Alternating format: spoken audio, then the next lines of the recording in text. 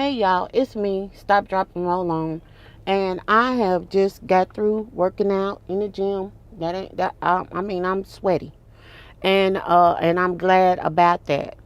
Let me tell you, this morning I got up. I woke up at 3:30, and I saw something yesterday, and and then I've been noticing something that I've been doing too. When I come to the gym at 5 o'clock, 5:30, it creates like a frustration for the start of my day. And what I have found out is that as I have gotten older, planning has become more important to me. Decreasing anything that's going to frustrate me or cause me anxiety, which neither one of those things, from my standpoint, um, are based upon God. I think that the basis of both of those things is worry, and that is not good. That's not biblical or anything like that. And so, where I'm, how I'm looking at stuff is that, and I'm sitting out. If you see me looking off, I'm looking at, I'm at the gym. Okay, I've already been in there and did what I needed to do, like I said. And so, I was looking at something yesterday, and it wasn't on YouTube. It was just I was looking at a site, and this person was talking about how they had to carve out time for themselves, the percentage of the day that they needed, that they knew that they could do for themselves, and they had to find that time.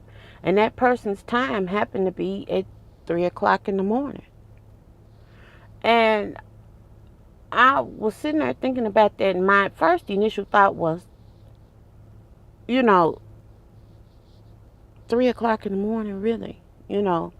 And but the more I thought about it, I'm not a exercise in the evening type of girl. It just don't work for me, because as whatever as it might sound, I do honestly have a full day. I have a full day on any given day, you know. And so when you get started looking at stuff and thinking about stuff, you just kind of have to look at things in a real way and be for real, you know. And I was just like, okay, when I come to the gym at 5 o'clock in the morning, you want to work out between an hour, 45 minutes. My goal has been up to an hour, which I met today. And, I was just like, okay, if I come at 5 and I'm through at 6 and I need to be somewhere at 7, it cuts it really close, getting yourself cleaned up, getting yourself together and ready for work and all of this stuff. And so you really have to, not you really, I have to really hone this thing in and make it work. And so I'm sitting here and I'm like, okay, this what this lady was doing really and honestly and truly wasn't looking all so much wacky, the more I looked at my situation, and in the context to which that was, she had stated and said what she said. And so I'm like, okay, usually about this time I'm getting up, and I'm up. As long as I take myself to bed, I'm going to get a decent amount of sleep. And this is what I used to do. And I got way, way off track with my get up and my get down time. It just got to be out of hand. And so this morning I just got up and came in here, and I got here at a little bit after 4 o'clock. And so I just went right to it. I got on the elliptical for a little bit. Me and the elliptical in here is different than my little machine at the house, okay? This one here takes a lot out of me for some reason. I know the coordination using it is not the deal. It's just that it's something about it that really I'm going to have to get together, and I know that I will. I'm sitting up here now. When you see me looking off that way, I'm looking off that way because there's a guy on the elliptical right now, and he is just really going for it. And so where I'm at, now is I know I get there. And I'm not really concerned about that like I have been concerned about it in the past. I have some numbers that sit in my mind. And this morning when I was on the treadmill, one of the people I listened to, one of the pastors that I listened to, um, he started talking about worry, and he was talking about anxiety, and he was talking about that Bible verse where, we kind of have the cadence of the way that the Bible verse is stated is when you look at it over in the Greek, it's a little off. And he's saying we got it, we always get used to speaking it in two pieces when it's really one piece. And so he was talking about that Bible verse where it says, um, about casting your cares on God, because he cares for us. And I have some numbers that have kind of been in my brain, so to speak, and they've caused issues. Um, caused issues. And I'm going to talk about that because that's the thing that came up to me this morning. And I got a new number last year. And I don't want the new number to affect me like the other numbers have. One number is 19.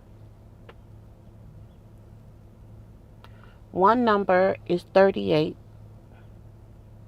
One number is 47. One number is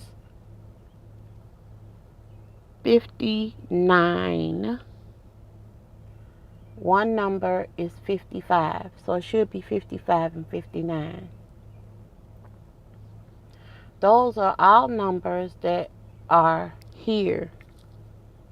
The 19, I'm aware of it because I'm aware of it because I'm aware of it. The 38, I'm aware of all of them, but the 19, I was already beyond 19 when that happened, so it didn't get that thing in me where it's just like I got to make it past that time frame. But the other numbers are all numbers of people in my family that's the age that they left the planet.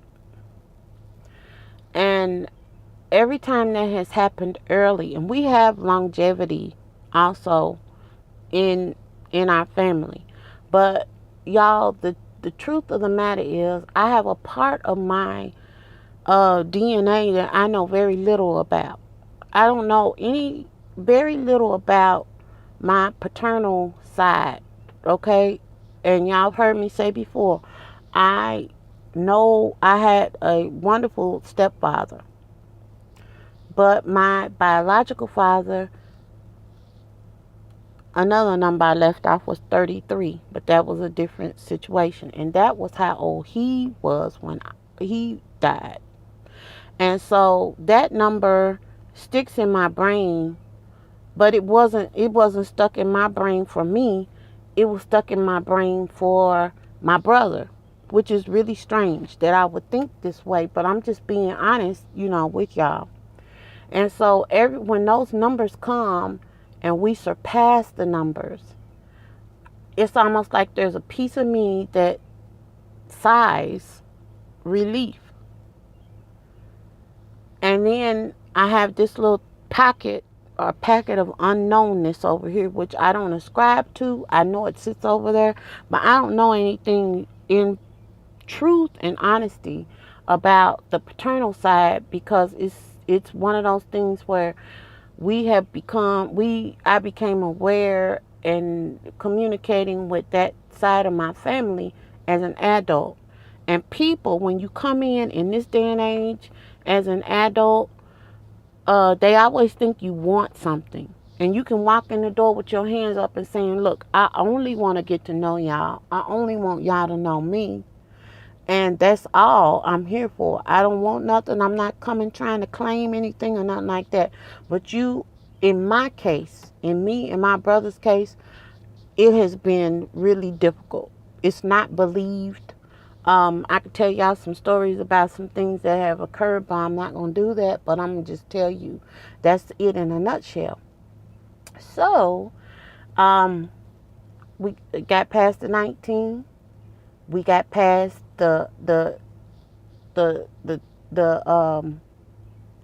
33. Made it past the 38. That was my favorite, and I have to say this in all reality, my favorite aunt. And then we got past the 47s. We got past the 49. I think the 50. I haven't made it to the 59, not the 49. Ain't the 49, praise God. And so what I found out when this man was talking today was that I need to let those numbers go. They need to just be numbers, because I'm going to tell you the truth. When my sister got out of here and I looked at her age, it was just like another number kaplunked on that line. And I could just feel the, whatever you want to call it, building. And I felt the building so bad one day that I had to leave work, that Pierre had to take me to the emergency room, that I ended up with a couple of $1,000 bill and a prescription that I don't use. Because I just let the numbers and everything that was going on just get to me.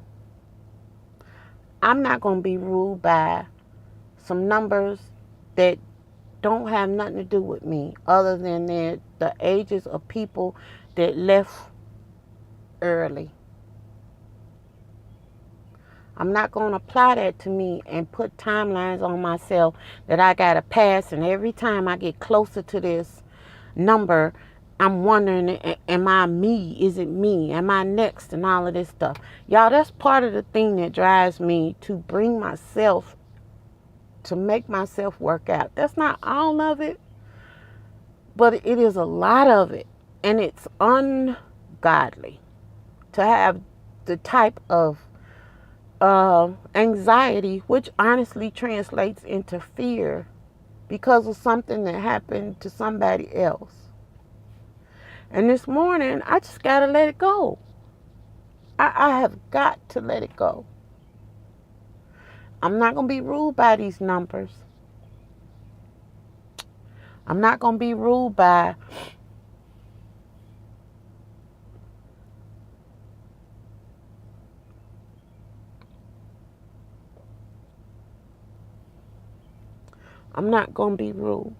stuff that don't have nothing to do with me.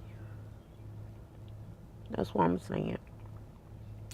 I got in here this morning. I got my workout in, y'all. I walked for an hour. I walked 3 miles.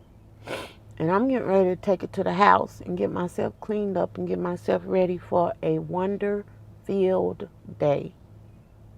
I'm going to have a day that's going to be good because I'm up and I'm alive and I'm breathing. And that's the best start ever. And I hope y'all get up and get to it, run to the battle, do whatever it is that you know you're supposed to be doing to the best of your ability. Perfection ain't even nowhere in this thing, but trying and doing, that's what I can do. And I can do my very best. I hope y'all look at it the same way or similar. Y'all have a good day. Toodles.